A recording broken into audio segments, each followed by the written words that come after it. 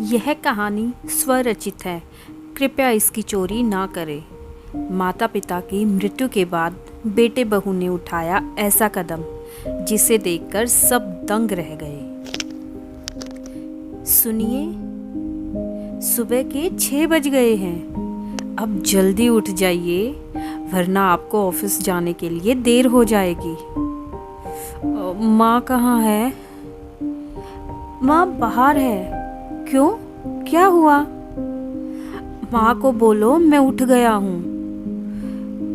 जो भी काम है मुझे बता दीजिए। वो चाय पी रही हैं। नहीं, तुम जाकर माँ को बुलाओ। अच्छा ठीक है। छाया अपने पति की बात मानकर बाहर चली जाती है। बाहर डाइनिंग टेबल पर बैठी आशा जी चाय पी रही थी और साथ में न्यूज़पेपर पढ़ रही थी। छाया उनके पास आती है और कहती है, माँ, आपको विनय ने बुलाया है। मैंने तो उनसे कहा भी था कि जो भी काम है मुझे बता दीजिए, उन्हें क्यों परेशान करते हो, पर उन्होंने कहा नहीं, माँ को ही भेजो। और इतना सुनकर आशा जी मुस्कुराने लगती है। वो वहीं टेबल पर अखबार रखकर चाय को ऐसे ही छोड़कर विनय के पास जाती है और विनय के सिरहाने बैठकर उसके बालों में हाथ फिराते हुए वो कहती है, उठ जा मेरे लाल। माँ। और इतना कहकर विनय अपनी माँ की गोद में सर रख देता है। अरे पगले, इतना बड़ा हो चुका है तू, शादी हो गई है तेरी और अभी भी 10 साल का बच्चा बना रहता है। आपको तो पता है ना माँ कि जब तक आपकी सूरत ना देख लूं मेरा दिन शुरू नहीं होता। हाँ बेटा, मुझे पता है, शुरू से ही यही रहा है तेरा। सबसे पहले उठते ही मुझे पुकारता है। मेरा चेहरा देखने से जाने कौन सा सुकून मिलता है तुझे। आप नहीं समझोगी माँ। मैं अपनी माँ का चेहरा देखकर अपने दिन की शुरुआत करना चाहता हूँ, तो इसीलिए सबसे पहले आपको अपने पास बुलाता हूँ। अच्छा ठीक है, अब मस्का लगाना बंद कर और जल्दी से तैयार हो जा। अच्छा, क्या खाएगा? मैं तेरे लिए बना देती हूँ। माँ, आलू के परांठे बना दो ना। अच्छा ठीक है, बनाती हूँ, तू जल्दी से तैयार हो जा। और इतना कहकर आशा जी बाहर आ गई और रसोई में परांठे बनाने की तैयारी करने लगी। छाया तब तक सफाई के काम में लगी हुई थी और जैसे ही उसने अपनी सास को रसोई में काम करते देखा तो वह भागी हुई उनके पास आई और बोली, अरे माँ, आप क्यों परेशान हो रही हो? इस उम्र में आपको काम करना कोई शोभा देता है क्या? आप आराम से बैठ जाइए, मैं बना देती हूँ। कोई बात नहीं बेटा, तुम तो रोज ही काम करती हो, आज माँ के हाथ के परांठे खाना। भला मेरे मरने के बाद तुझे गरम गरम खिलाने वाला कौन होगा यहाँ? आप ऐसा क्यों कहती हैं माँ? आप ऐसी बातें मत किया करे। और इतना कहकर छाया अपनी सास के गले लग जाती है। फिर आशा जी सबके लिए गर्मा गर्म नाश्ता तैयार कर देती है। छाया, अपने पापा को बुला ले और कह दे कि जल्दी से आ जाए नाश्ता करने। इस बुढ़ापे में समय से खाना खा लेंगे तो बीमारियां नहीं घेरेंगी। जी माँ, मैं अभी बुलाती हूँ। और छाया अपने ससुर को बुला ले आती है। प्रकाश जी खाने की खुशबू सूंघते हुए आते हैं और कहते हैं, भाई क्या बात है, आज सुबह सुबह परांठे की खुशबू। हाँ, मैंने सोचा कि आपको मेरे हाथ का खाना खाए काफ़ी दिन हो गए हैं, तो सोचा बना देती हूँ। अच्छा अच्छा, रहने दो, मुझे सब पता है। पक्का तुम्हारे लाडले की फरमाइश होगी, और नाम मेरा। वाह भाई वाह। खैर कोई ना, कम से कम उसके सहारे हमें भी खाने को मिल जाएगा। हाँ, आप तो ऐसे कह रहे हैं जैसे आपके लिए मैंने कभी कुछ बनाया ही नहीं। हाँ बनाया है, मैंने कब मना किया। पर जब बात दोनों बाप बेटे की पसंद की हो तो हमेशा बेटे को ही आगे रखती हो। आप भी ना, क्या बच्चों से मुकाबला कर रहे हैं? हम हैं तो उनके लाड करने वाले बैठे हुए हैं। हम नहीं रहेंगे फिर तो उनके ऊपर जिम्मेदारी आकर उन्हें खुद ही बड़ा बन जाना है। माँ बाप के सामने ही तो बच्चे अपनी फरमाइशें रखते हैं। सही कह रही हो आशा। भगवान हमारे परिवार के प्यार को ऐसे ही बनाए रखे। सभी ने साथ में बैठकर गर्मा गर्म नाश्ता किया और फिर विनय और प्रकाश जी अपने अपने काम पर चले जाते हैं। छाया अपनी सास आशा के साथ बैठकर टीवी देख रही होती है कि तभी आशा जी कहती हैं, छाया, यही समय है बेटा, तुम दोनों एक दूसरे के साथ ज़्यादा से ज़्यादा वक्त बिताओ। फिर अगर परिवार की जिम्मेदारी बढ़ गई तो बेटा तुम उन्हीं में उलझ कर रह जाओगी। अभी मैं हूँ तो तुम घर की परवाह मत किया करो। दोनों एक दूसरे के साथ बाहर घूमने चले जाया करो। कभी खाना खाने बाहर चले जाओ तो कभी पार्क में घूमने चले जाओ। बच्चे होने के बाद तो तुम बच्चों में ही उलझ जाओगी और विनय तुम्हारी जिम्मेदारियां उठाने में। आप सही कह रही हैं माँ, पर आप लोगों को छोड़कर ऐसे अकेले जाना अच्छा नहीं लगता। अरे बेटा, हमारी चिंता मत करो, हम तो बूढ़े हो चुके हैं, लेकिन बच्चों की खुशियों का ख्याल रखना भी तो हमारी ही जिम्मेदारी है। अगर बच्चे ही खुश नहीं रहे तो परिवार कैसे खुश रह सकता है भला। एक काम करना, आज जब शाम को विनय आए तो पहले से ही रेडी रहना और कहीं बाहर घूमने का प्लान बना लेना। जी माँ। और इतना कहकर आशा जी अपने कमरे में सोने चली जाती है और छाया शाम को बाहर जाने के लिए पहनने वाली ड्रेस तैयार करने वो ब्लैक रंग की साड़ी बाहर निकालती है और उसके साथ मैचिंग ज्वेलरी और शीशे में खुद को निहारते हुए शर्मा जाती है। फिर वो विनय को फोन करती है। हेलो विनय, क्या बात है, आज मेरी याद कैसे आ गई? वो मैं ना घर में बोर हो रही हूँ तो मैंने सोचा कि आज हम दोनों कहीं बाहर घूमने चले। ठीक है, शाम को रेडी रहना। वैसे कहाँ चलने का प्लान है? वो बाद में सोचेंगे, बस आप टाइम से घर आ जाना। जैसा आप हुक्म करें महारानी साहिबा। तो छाया मुस्कुराकर फ़ोन रख देती है और शाम को विनय जल्दी घर आ जाता है। दोनों बाहर घूमने जाने के लिए निकल पड़ते हैं। आज विनय छाया को इस रूप में देखकर उसका दीवाना हुए जा रहा था।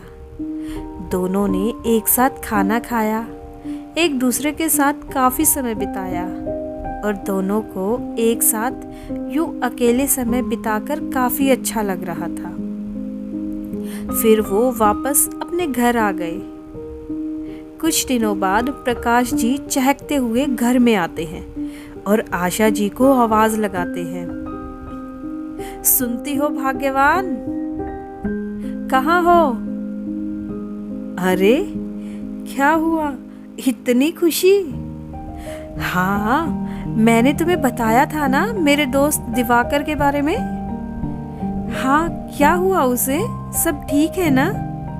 हाँ बाबा, सब ठीक है। एक काम करो, तुम जल्दी से तैयार हो जाओ, हमें उसके घर जाना है। क्या अभी?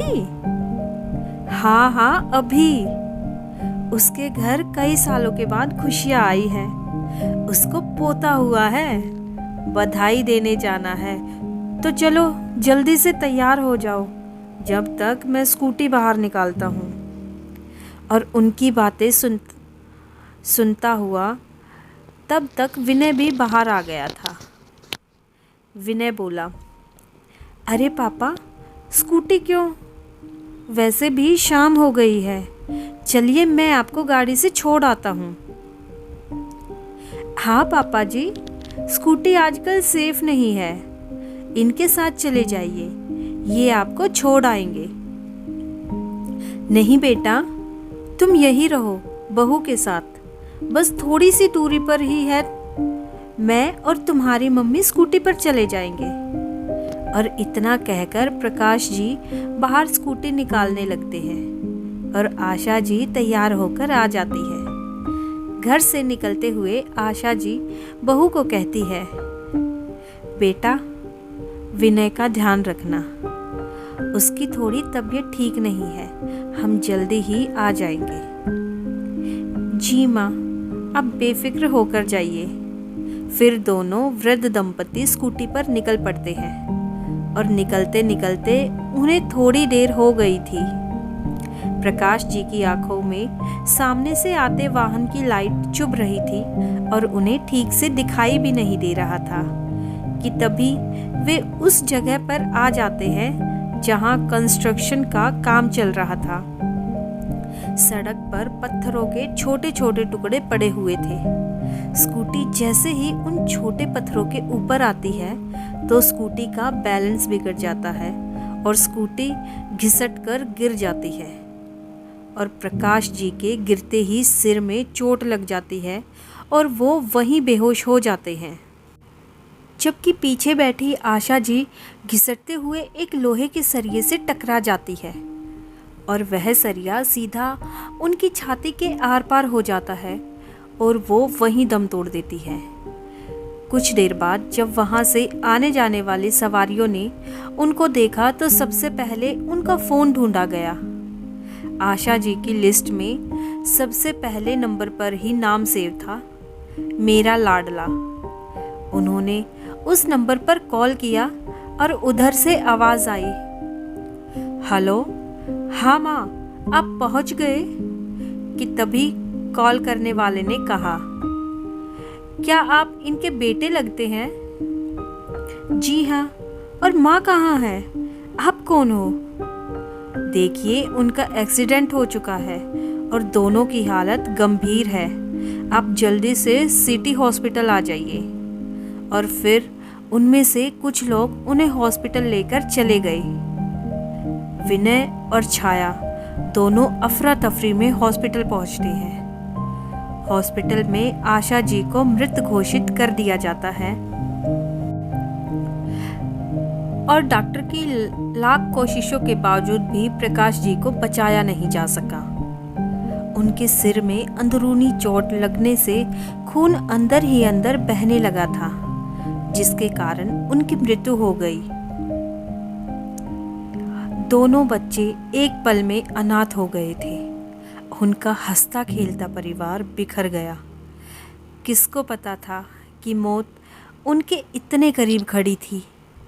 विनय तो जैसे पत्थर की मूरत बन गया था और छाया का तो रो रो कर बुरा हाल था। आशा जी और प्रकाश जी का अंतिम संस्कार कर दिया गया, लेकिन अब घर उनके बिना बिल्कुल सूना सा हो गया था।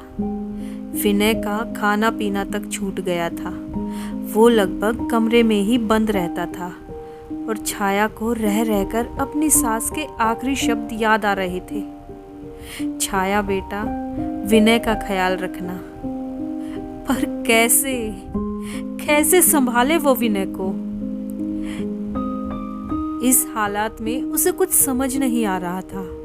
और फिर एक दिन एकाएक छाया के मन में एक विचार आया और उसकी आंखें चमकने लगी। उसके चेहरे पर मुस्कान आई। फिर वह विनय के पास गई और विनय से बोली, विनय, मुझे आपसे कुछ बात करनी है। बोलो। छाया विनय के पास बैठकर उसका हाथ अपने हाथ में लेते हुए बोली, देखो विनय, मुझे पता है माँ पापा के जाने के बाद आप बहुत दुखी हैं, पर कैसा हो अगर हम अपने घर में फिर से माँ बाप ले आए तो विनय ने बड़ी ही हैरान भरी नजरों से छाया की ओर देखा और पूछा, फिर से? ऐसा कैसे हो सकता है छाया? मैं समझा नहीं। छाया मुस्कुराते हुए बोली, विनय, जैसे जब किसी को संतान नहीं होती तो अनाथ आश्रम से बच्चा गोद ले लेते हैं, अगर हम भी वृद्ध आश्रम से माँ बाप ले आए तो? और छाया की बात सुनते ही विनय की आंखों में आंसू आ गए। विनय ने बड़े ही गर्व के साथ कहा, छाया, मैं बहुत खुशकिस्मत हूँ कि मुझे तुम जैसी बीवी मिली। आज के ज़माने में तो लोग अपने सास ससुर को नहीं पूछते, और यहाँ तुम किसी और के माँ बाप को अपने माँ बाप बनाने की जिम्मेदारी उठा रही हो। हाँ विनय, बिना माँ बाप के यह घर एकदम सूना हो गया है। जब उनको तो हम वापस नहीं लेके आ सकते, लेकिन जिन्हें बच्चों के प्यार की ज़रूरत है और हमें माँ बाप की, कम से कम किसी एक दंपति को तो हम बच्चों वाला प्यार दे ही सकते हैं ना। तुम सही कह रही हो छाया, हम कल ही वृद्धाश्रम चलेंगे। और यह सुनकर छाया खुश हो जाती है और सुबह वृद्धाश्रम जाने की तैयारी करने लगती है। अगली सुबह, छाया जल्दी आओ, हमें लेट हो रहा है। जी आई। और छाया जल्दी से आकर कार में बैठ जाती है और दोनों घर को एक बार देखते हैं, मानो उनकी आंखें कह रही हो कि अब यह घर फिर से माँ बाप की खुशियों से भर जाएगा। और फिर गाड़ी अपने गंतव्य स्थान की ओर निकल पड़ती है। गाड़ी सीधा वृद्धाश्रम के बाहर जाकर रुकती है। सभी गाड़ी की तरफ देखकर सोचते हैं कि आज फिर से किसी माँ बाप को बेसहारा कर दिया गया। गाड़ी का दरवाज़ा खुलता है। विनय और छाया दोनों गाड़ी से बाहर आते हैं और अंदर आते हैं। अंदर जाते वक्त उनकी बुजुर्ग महिला से टक्कर हो जाती है, जो डंडे के सहारे चल रही थी। वह डंडा उनके हाथ से छूटकर नीचे गिर जाता है और छाया उन्हें तुरंत वह डंडा उठाकर बड़े ही प्यार से देती है। तो देखती है, उस वृद्ध महिला की आंखों में गहरा दुख समाया हुआ था। आंखें जाने कब से रोना चाहती थी। तभी वृद्ध महिला उन्हें आशीर्वाद देती है और दूर एक बेंच पर बैठे वृद्ध व्यक्ति की ओर चल पड़ती है। अंदर जाकर विनय और छाया वहाँ के मैनेजर से मिलते हैं और उन्हें अपनी इच्छा के बारे में बताते हैं। विनय, देखिए, हम आपसे माँ बाप अडॉप्ट करने आए हैं। दरअसल हमारे माता पिता का देहांत 1 महीने पहले ही हुआ है, लेकिन माँ बाप के बिना रहना बिल्कुल अच्छा नहीं लगता। फिर मेरी पत्नी ने मुझे यह आइडिया सुझाया कि हम क्यों ना वृद्ध आश्रम से माँ बाप को अपने घर ले आए। और यह सुनकर मैनेजर की आंखें नम हो गई। उन्होंने कहा, मैंने यहाँ कई साल की नौकरी की है, लेकिन आज तक मुझे ऐसा कोई नहीं मिला जो यहाँ अपने माता पिता को छोड़ने नहीं, लेने आया हो। तो बताइए, आप किन्हें अपने साथ ले जाना चाहेंगे? यह बात सुनकर विनय धीरे से छाया की ओर देखता है और छाया एक जगह टकटकी लगाए देख रही थी। विनय ने जब छाया से पूछा तो छाया ने बेंच पर बैठे दंपति की ओर इशारा किया और मैनेजर से पूछा, मैं जब से आई हूँ तब से यही देख रही हूँ कि वो लोग उदास बैठे हुए हैं, जबकि बाकी सभी लोग यहाँ आपस में बातें कर रहे हैं। तो तब मैनेजर उन्हें बताता है वो कुछ दिन पहले ही यहाँ आए हैं। उनका एक ही बेटा था। उनके रिश्तेदारों ने जमीन जायदाद के लालच में इनसे धोखे से जमीन हथिया ली और इनके बेटे को भी मार दिया और इन्हें घर से निकाल दिया। बेटे को खो जाने से इन्हें ऐसा सदमा लगा कि इन्हें कुछ भी सूद नहीं रहा। एक दिन हमें ये सड़क के किनारे बैठे हुए मिले और जब हमने उनसे पूछा तो बस वो इतना ही बता पाए कि हमारा बेटा उन लोगों ने लालच में मार दिया और इतना ही नहीं, हमारा सब कुछ उन लोगों ने धोखे से हथिया लिया। अब हम कहाँ जाए, क्या करें, कुछ समझ नहीं आ रहा। तो हमारी टीम इन्हें यहाँ ले आई और तब से यह ऐसे ही गुमसुम बैठे रहते हैं और अपने बेटे की याद में खोए रहते हैं। इतना सुनकर छाया विनय से कहती है, विनय, हम इन्हें ही अपने साथ ले जाएंगे। और विनय भी अपनी सहमति जताते हुए मैनेजर की ओर देखता है तो मैनेजर वृद्ध दंपति को वहां ले आता है। उन्हें वहां एक बेंच पर बैठा दिया जाता है कि तभी मैनेजर बताते हैं, ये दोनों आपको अपने माता पिता बनाकर अपने घर ले जाने आए हैं। कि तभी छाया उठकर कल्याणी जी की ओर जाती है और उनके घुटनों के पास बैठकर उनका हाथ अपने हाथ में लेते हुए कहती है, माँ, हमने आपको अपने माता पिता के रूप में चुन लिया है। क्या आप हमें अपने बेटे बहू के रूप में स्वीकार करेंगी? और यह सुनकर कल्याणी जी के पति रमेश जी कहते हैं, पर बेटा, हमारे पास तुम्हें देने के लिए कुछ नहीं है। कि तभी विनय उनके पास आता है और कहता है, पापा, आपके पास तो वो है जिनके लिए हम 1 महीने से तरस रहे हैं। आप लोग बस हमें अपना प्यार और आशीर्वाद देते रहना। इसके अलावा हमें आपसे और कुछ नहीं चाहिए। और यह सुनकर वृद्ध दंपति की आंखें आंसुओं से भीग जाती है। दोनों उनके साथ चलने के लिए तैयार हो जाते हैं। कुछ दिनों में सारी फॉर्मेलिटी पूरी कर दी जाती है।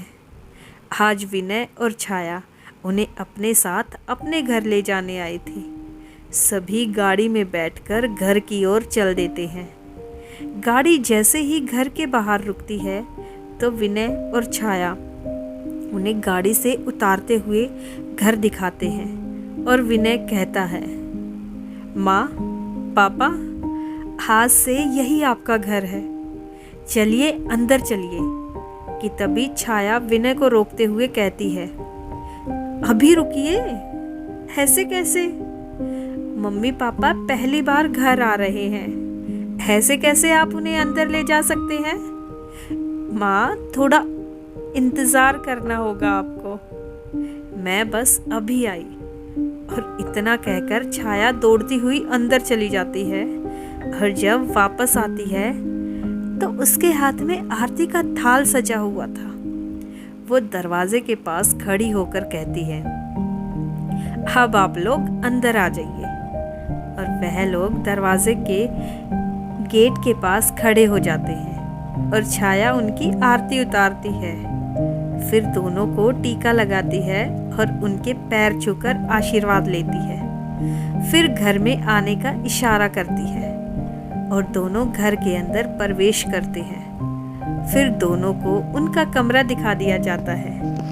सभी लोग साथ में बैठ जाते हैं और छाया भागकर सबके लिए शरबत बना लाती है। उनको कुछ देर आराम करने के लिए बोलकर विनय और छाया उनके लिए कपड़े लेने चले जाते हैं। शाम को फिर सब साथ में बैठकर खाना खाते हैं और कुछ देर बात करके सब अपने कमरे में सोने चले जाते हैं। सुबह उठकर छाया सबके लिए चाय नाश्ता बनाती है।